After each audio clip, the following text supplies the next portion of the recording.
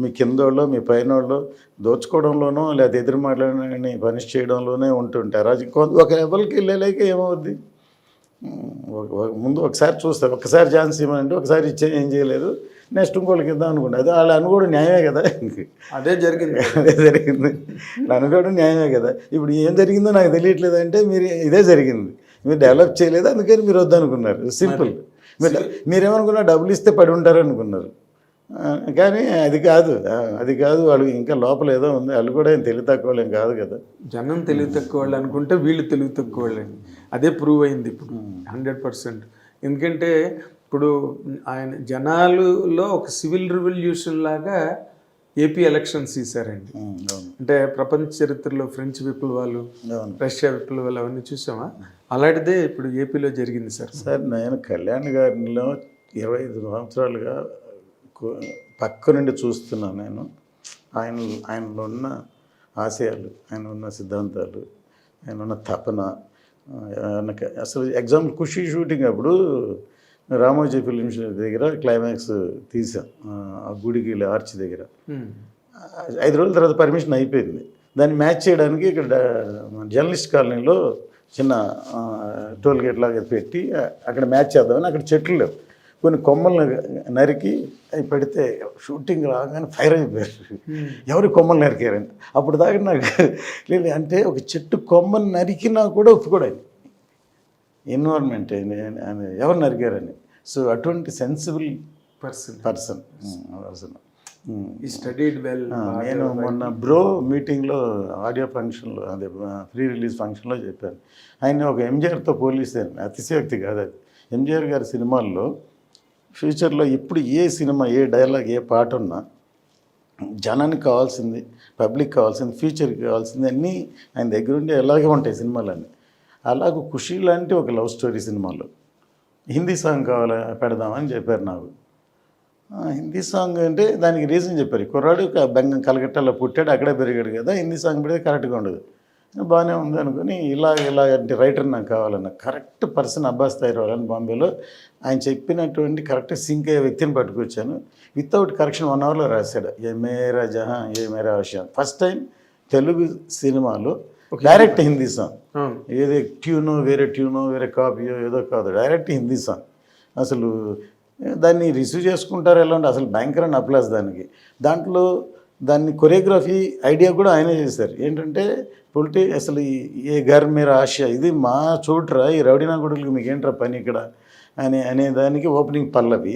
తర్వాత డబ్బులు ఇస్తే ఈ పొలిటీషియన్స్ భరతమాతను కూడా అమ్మేస్తారని భరతమాతని ఇటు తోడుస్తుంటే ఒక లాగుతుంటాడు.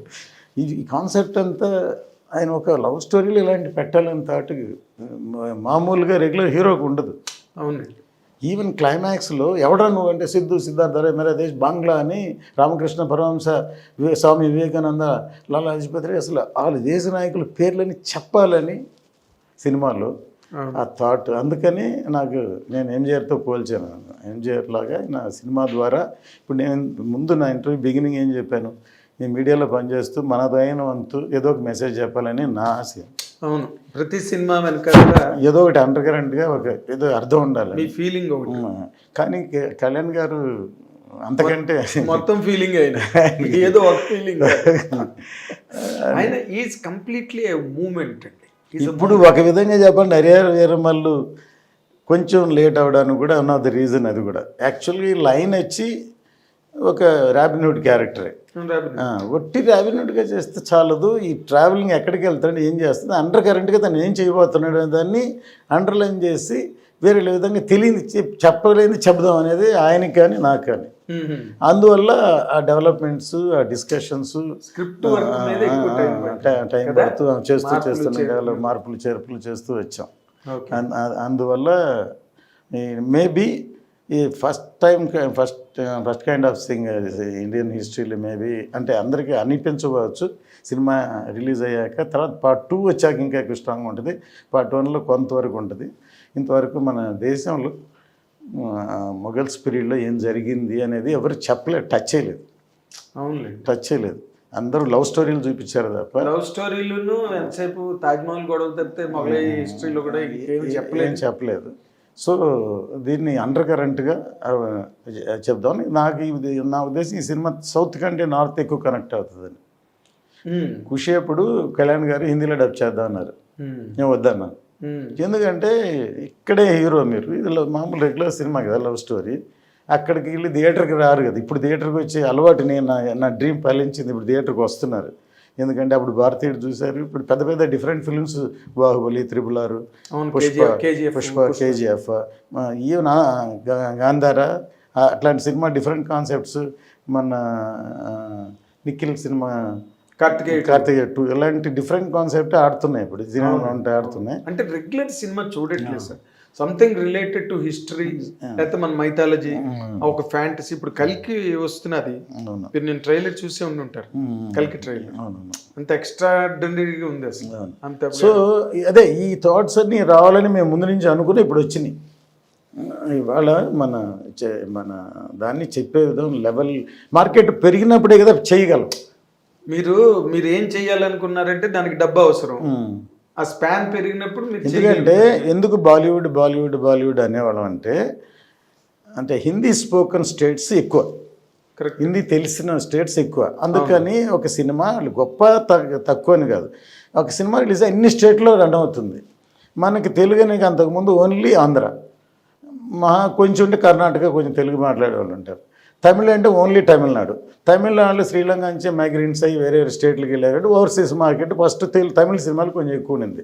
ఎక్కడెక్కడ మలేషియా, కెనడా అక్కడ కొన్ని చోట్ల.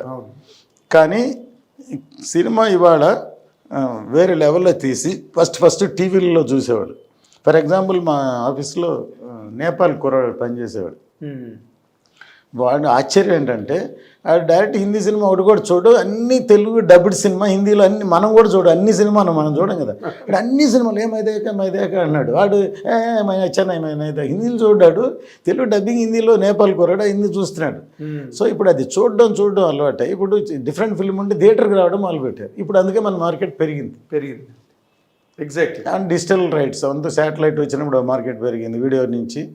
ఇప్పుడు డిజిటల్ రైట్స్ ఇంకొక మార్కెట్ ఉంది. ఇప్పుడు కొత్త అవుతుంది, అన్ని కలిసి వస్తున్నాయి. అందువల్ల మనం ఖర్చు పెట్టింది మనం ఎక్స్పాండ్ అయ్యి అంత రీచ్ అయితేనే తీయగలం కదా. అది అంత ఎక్స్ట్రావెంట్ గా చేయగలగడానికి స్కోప్ వచ్చింది. హిట్ టీవీ యాప్ ని డౌన్లోడ్ చేసుకోండి. ఇందులో short news, live news, entertainment movies అన్ని అవైలబుల్ గా ఉన్నాయి. Please download hit TV app. Hit TV app ని ఫ్రీగా డౌన్లోడ్ చేసుకోండి.